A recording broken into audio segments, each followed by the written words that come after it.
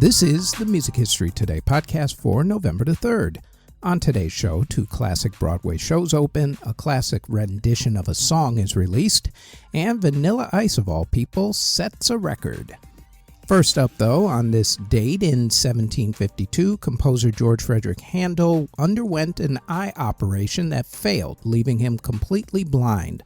The operation, performed by a traveling surgeon named Chevalier Taylor, was unsuccessful. Handel became fully blind by early 1753. He continued to compose by memory and dictated his work until his death in 1759. In 1888, the renowned Dutch orchestra Concertgebouw Orchestra in Amsterdam gave its debut performance. In 1927, the musical A Connecticut Yankee from Rodgers and Hart premiered on Broadway. The show opened at the Vanderbilt Theater and ran for 421 performances. In 1954, singer-songwriter Sonny Bono married his first wife, Donna Rankin. They divorced in 1962 and had a daughter together. In 1960, the musical The Unsinkable Molly Brown premiered on Broadway. The original production opened at the Winter Garden Theater and ran for 532 performances. In 1955, the movie musical Guys and Dolls, starring Marlon Brando and Frank Sinatra, premiered in New York City. In 1956, The Wizard of Oz was shown on television for the first time. The film's television debut was on CBS as part of the Ford Star Jubilee series. It was hosted by Burt Lahr and Liza Minnelli and kicked off a long-standing tradition of annual broadcasts, which made the movie very popular again for a new generation who weren't around to see it back in the late 1930s. In 1962, the Crystals were credited with reaching number 1 on the Billboard singles chart with He's a Rebel, though the song was actually sung by the group The Blossoms. Producer Phil Spector had the Los Angeles group The Blossoms record the song and then released it under the name of the Crystals, who were on tour at the time. You can hear more about what exactly went down and why this all happened on this week's Music History In-Depth podcast, which has already dropped on this network. In 1972, James Taylor and Carly Simon were married in Simon's Manhattan apartment by a judge. Later that evening, they announced their marriage from the stage of Taylor's Radio City Music Hall show.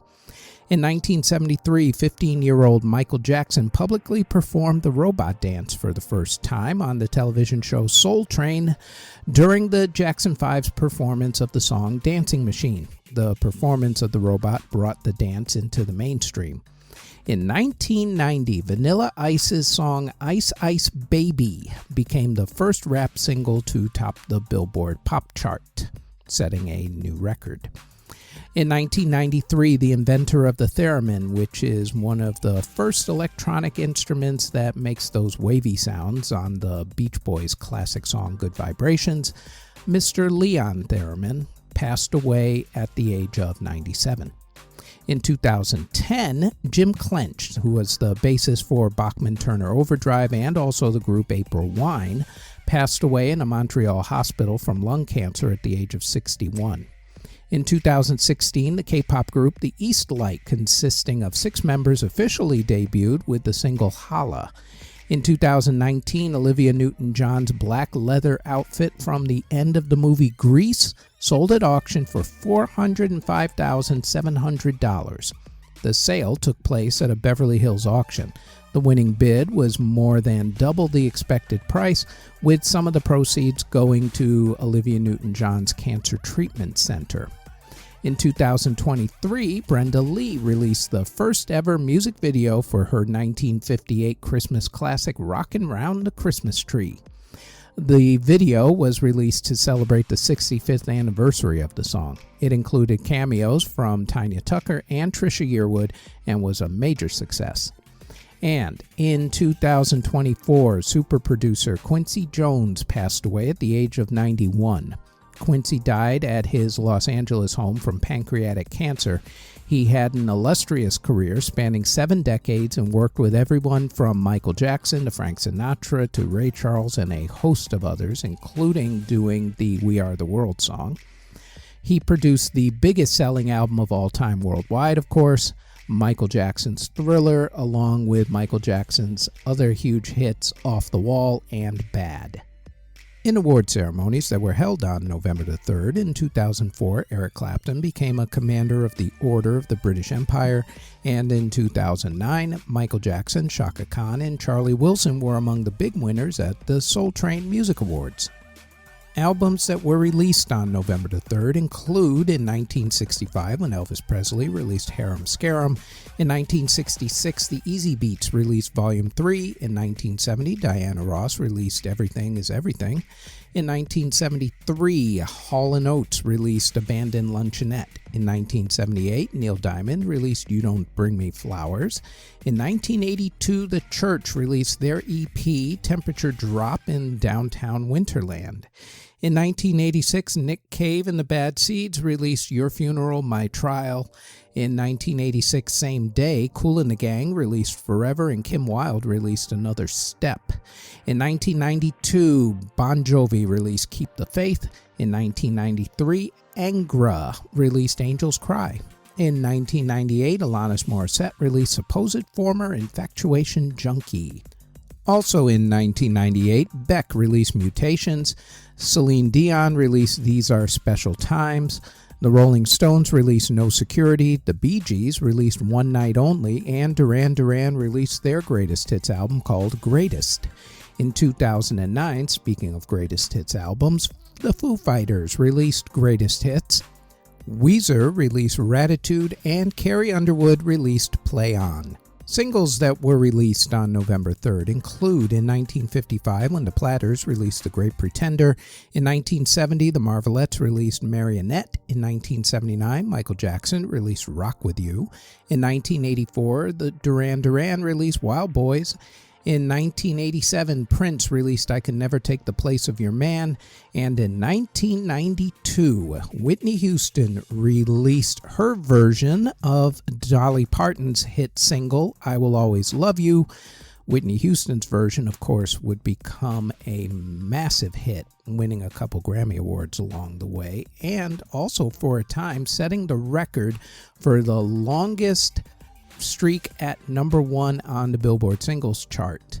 That record, of course, got smashed a bunch more times since then. Before we continue, we'd like to tell you that we've started Season 2 of the Music History In-Depth podcast, where we go more in-depth on some of the events that we mention on this particular podcast. The Music History In-Depth podcast drops every Tuesday on this podcast network.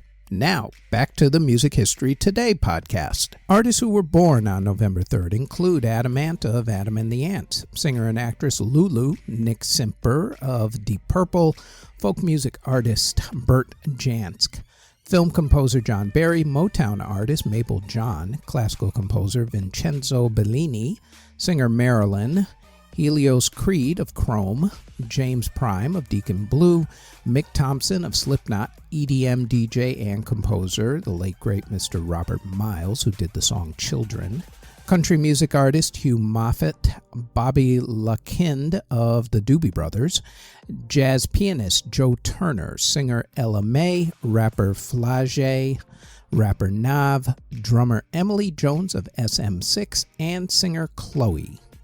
Artists who unfortunately passed away on November the 3rd, other than the ones mentioned earlier, include film composer Harry Revel, guitarist John Barbie, film composer Eric Spear, conductor Alfredo Antonini, jazz saxophonist Lockjaw Davis, singer Chris Bender, composer Isang Yun, music lyricist Eddie Pola, singer-songwriter Lonnie Donegan, jazz pianist Joe Bushkin, orchestra leader and composer Paul Mourier, conductor Jean Fournet, Broadway composer Jerry Block, jazz pianist Hotep Galetta, pianist Bernard Roberts, singer K-Star, and singer W.D. Amara Deva.